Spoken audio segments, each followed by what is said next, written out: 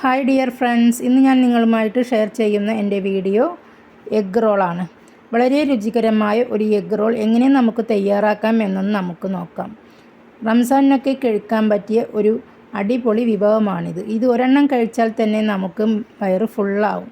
വളരെ ടേസ്റ്റിയും രുചികരവുമായ ഈ egg role എങ്ങനെയാണ് നമുക്കുണ്ടാക്കുന്നത് എന്നൊന്ന് നോക്കാം. നിങ്ങൾക്കെൻ്റെ വീഡിയോ ഇഷ്ടപ്പെട്ടാൽ നിങ്ങൾ ലൈക്ക് ചെയ്യാനും ഷെയർ ചെയ്യാനും കമൻറ്റ് ചെയ്യാനും സബ്സ്ക്രൈബ് ചെയ്യാനും മറക്കല്ലേ. എന്നാൽ നമുക്ക് വീഡിയോയിലേക്ക് പോകാം.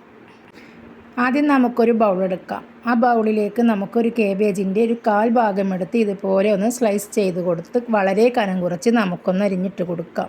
ഇതിലേക്ക് ഒരു വലിയ സവാള ഞാൻ ഇതുപോലെ കനം കുറച്ച് സ്ലൈസ് ചെയ്ത് കൊടുത്തിട്ടുണ്ട്. ഇനി ഇതിലേക്ക് ഒരു കക്കരിക്കയുടെ പകുതി ഇതുപോലെ വളരെ കനം കുറച്ചരിഞ്ഞതും, ഒരു ക്യാപ്സിക്കം ഇതുപോലെ വളരെ കനം കുറച്ചരിഞ്ഞതും, 2 ക്യാരറ്റ് ഇതുപോലെ ചോപ്പ് ചെയ്തും കൊടുത്തിട്ടുണ്ട്. ഇനി ഇതിലേക്ക് ആവശ്യമായ കുറച്ച് മല്ലിയിലയും ഒരു പച്ചമുളകും ചെറുതായി അരിഞ്ഞതും ഇതിലേക്ക് ചേർക്കാം. പിന്നെ നമുക്ക് വേണ്ടത് ചെറുനാരങ്ങയാണ്. ചെറുനാരങ്ങ ഒരെണ്ണം വലുതെടുത്ത് അതിൻ്റെ പകുതി നമുക്ക് ഒഴിച്ചു കൊടുക്കാം. ഒരെണ്ണമാണ് ചെറുതാണെങ്കിൽ അത് മുഴുവനായിട്ട് ഒഴിച്ചു കൊടുക്കുക. ഇതിലേക്ക് നമുക്ക് ആവശ്യമായ ഉപ്പും കൂടി നമുക്കൊന്ന് ചേർത്ത് കൊടുക്കാം.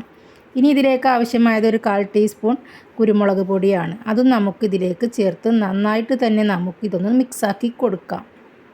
ഞാനിവിടെ ഒരു ബൗളിലേക്ക് 4 കോഴിമുട്ട പൊട്ടിച്ച് ഒഴിച്ചു കൊടുത്തിട്ടുണ്ട്. ഇതിലേക്ക് നമുക്ക് ആവശ്യത്തിനുള്ള ഉപ്പ് ഇട്ട് കൊടുത്തൊന്ന് നന്നായിട്ടൊന്ന് ബീറ്റ് ചെയ്തെടുക്കാം.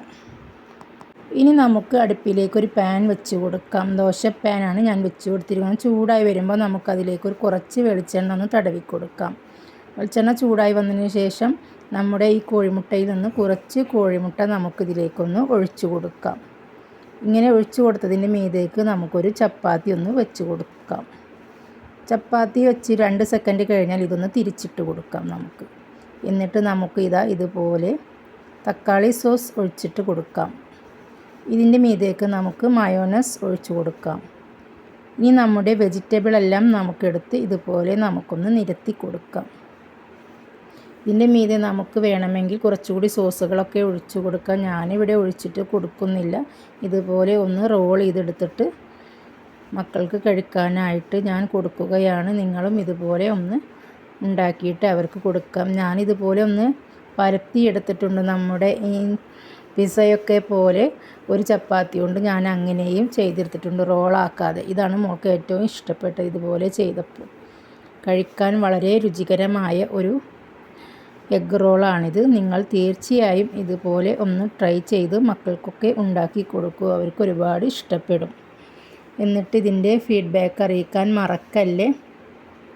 റംസാനിനൊക്കെ കഴിക്കാൻ വളരെ രുചികരമായ ഒന്നാണിത്. ഒരെണ്ണം കഴിച്ചാൽ തന്നെ വയറ് ഫുള്ളാവും.